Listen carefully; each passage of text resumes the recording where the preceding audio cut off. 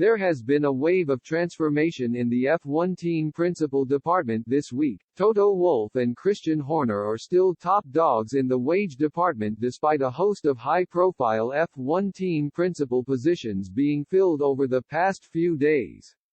The Mercedes and Red Bull bosses have both overseen runs of tremendous success with their respective teams, and years of loyalty seemingly comes with its perks. A domino effect of activity was kick-started on Tuesday when Frédéric Vasseur was confirmed as the heir to Mattia Binotto's Ferrari throne.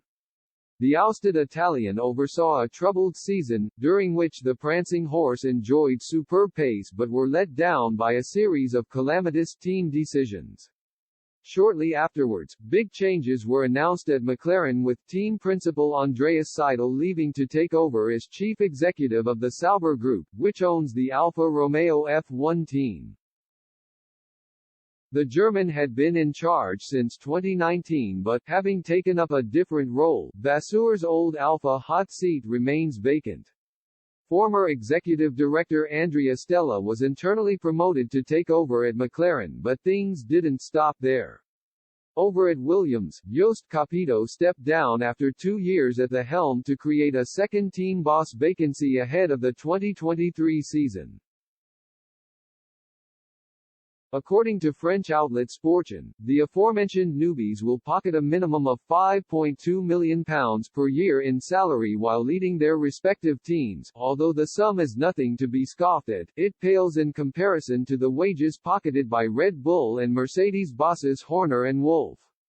Horner, who took the reins at Red Bull way back in 2005, has overseen 5 triumphs in the Constructors' Championship during his tenure, including a dominant one in 2022 with Max Verstappen and Sergio Perez coming up trumps.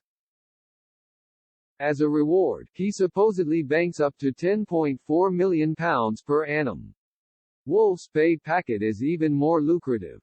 The Austrian took charge of the most dominant run in F1 history as the Silver Arrows scooped up 8 consecutive team titles between 2014 and 2021, putting him on a reported wage of at least £13.9 million per year. The 50-year-old also owns a stake in the team, taking his total net worth to over £400 million. Tension has soared in recent years between the two highest-paid bosses on the F1 grid, with Wolff and Horner going back and forth amid emotional battles for the sport's top prizes. Do I like the mind games? No. Is it part of the sport? Yes, Horner explained to Formula One magazine earlier this year. I don't know if I'm good at it, but I have a great love for the sport. I grew up in this industry and I think what you do on the track is the most important thing that matters.